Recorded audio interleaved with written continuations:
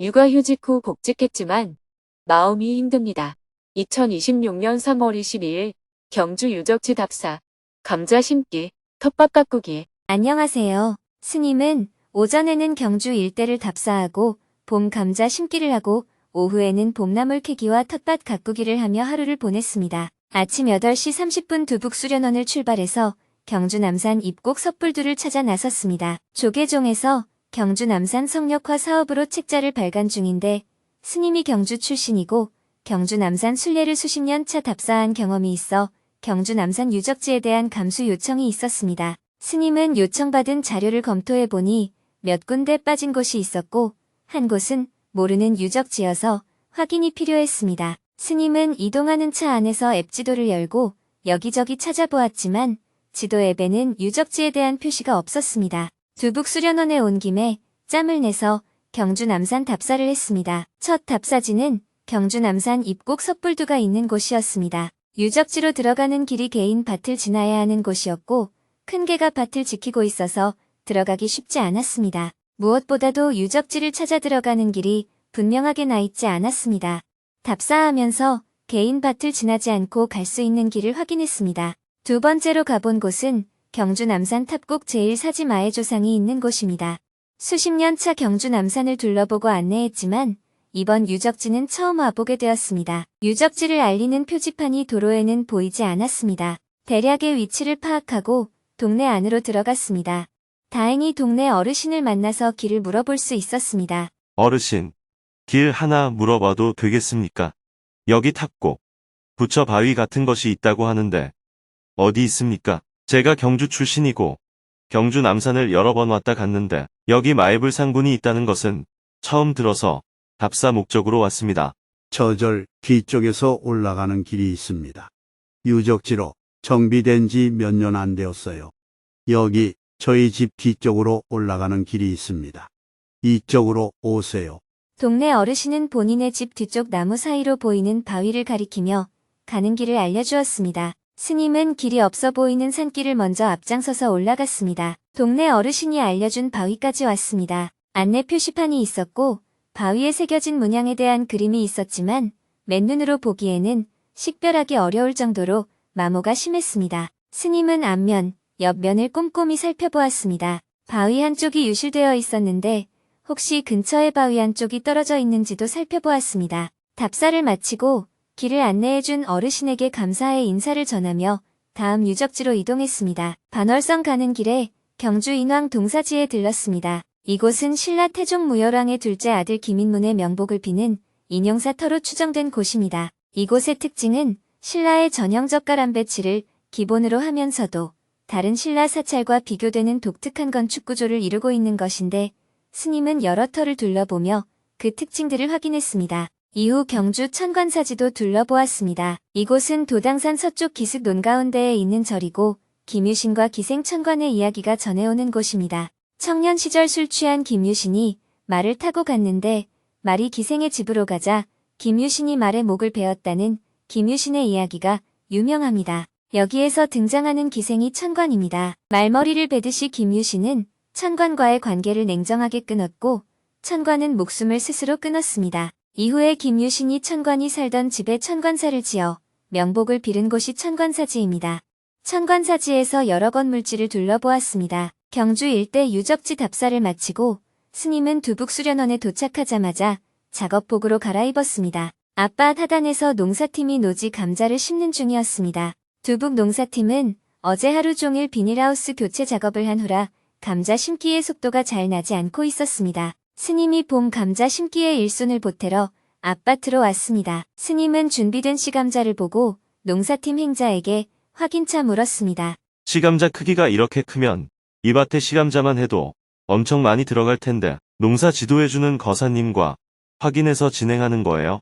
스님은 농사 지도해주는 거사님과 직접 통화를 하고 확인을 한 후에 준비된 씨감자를 심었습니다. 앞밭에는 삶았을 때 포슬포슬한 것이 특징인 두백감자와 일상적으로 무난하게 식재료로 사용되는 수미감자 두 종류를 심을 예정이었습니다. 스님은 두백시 감자를 맡아서 심기 시작했습니다. 스님이 잘하시니까 여기 고랑을 맡아주세요.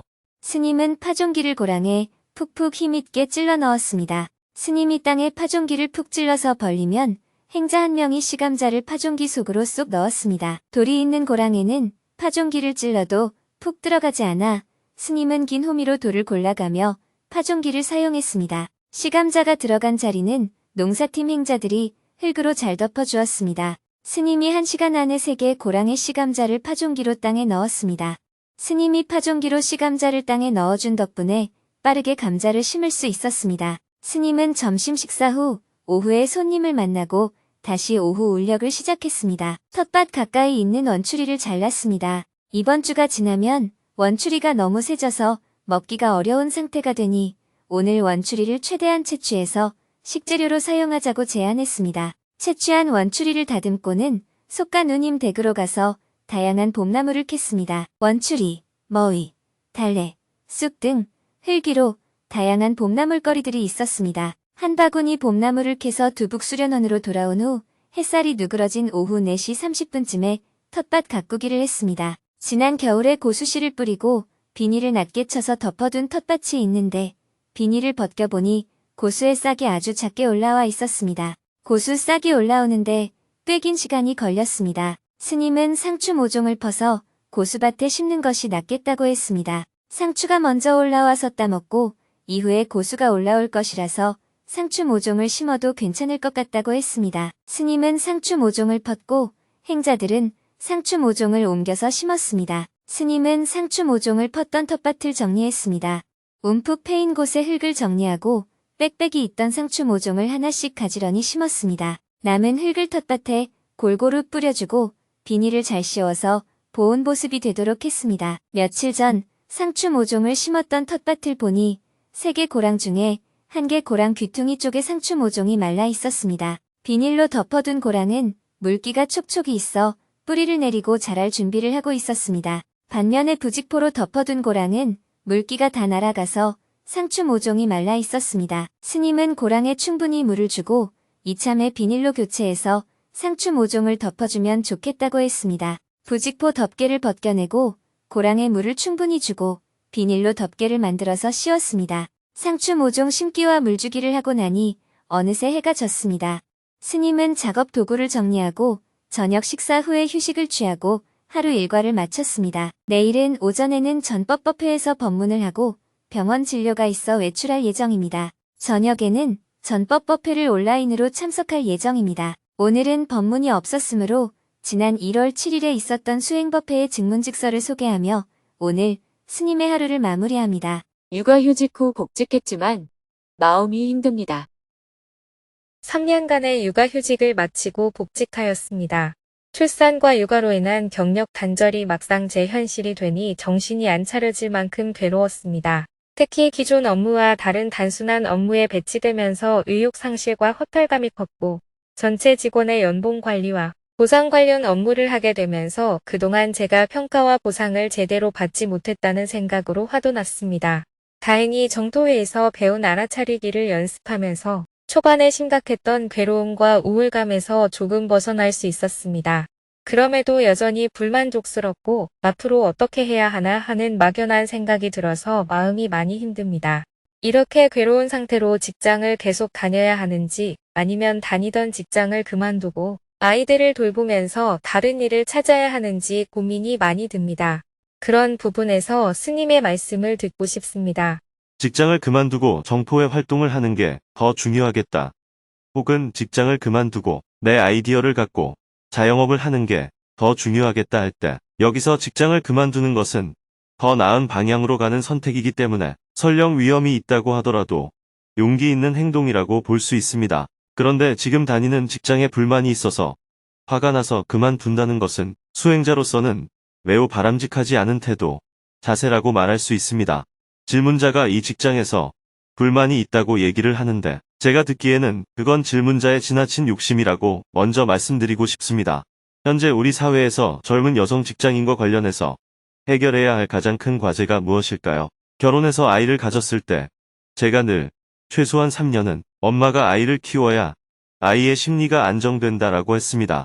그런데 회사의 입장에서는 3년을 비워놓을 수가 없습니다. 회사의 업무 효율, 경제 효율이 매우 떨어지기 때문입니다. 이렇게 서로의 입장에서 충돌이 생깁니다. 옛날에는 여성이 임신하게 되면 또는 결혼하게 되면 직장을 그만두도록 했습니다. 예를 들면 항공사에 있는 승무원은 임신하고 직장에 다닐 수가 없잖아요.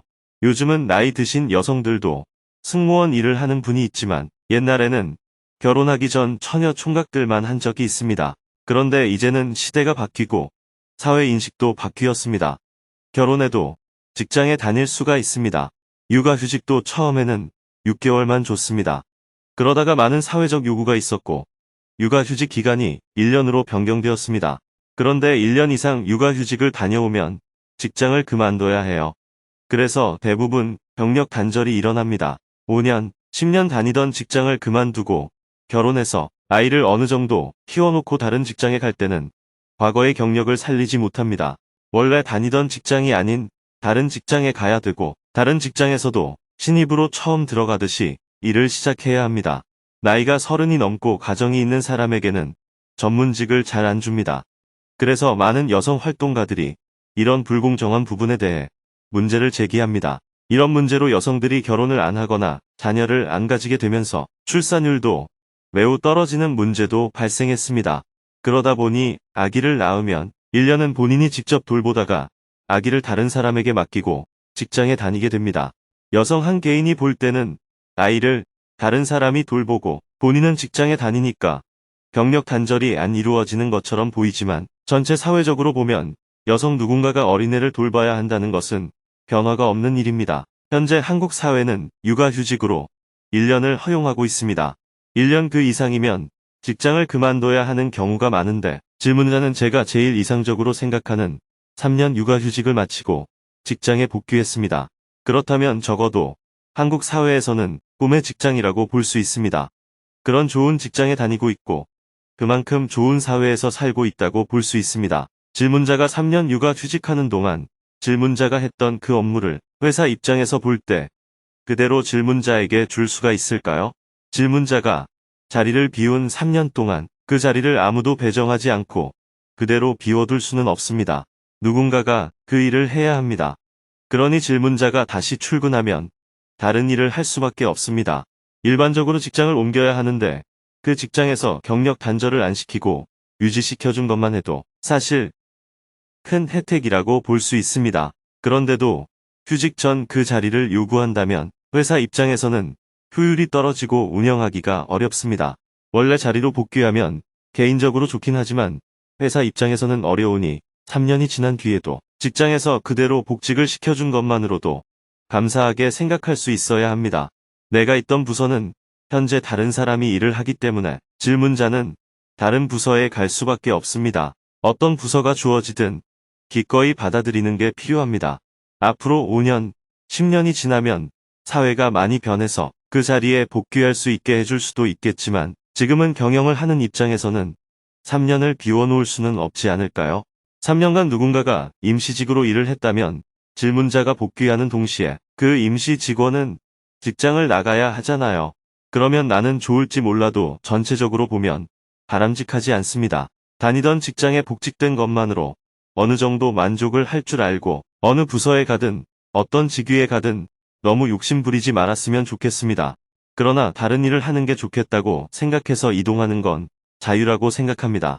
다시 말씀드리면 불만 때문에 이동하는 건 수행자로서 바람직하지 않지만 더 좋은 일이 있거나 더 하고 싶은 일이 있어서 옮기는 것은 괜찮습니다.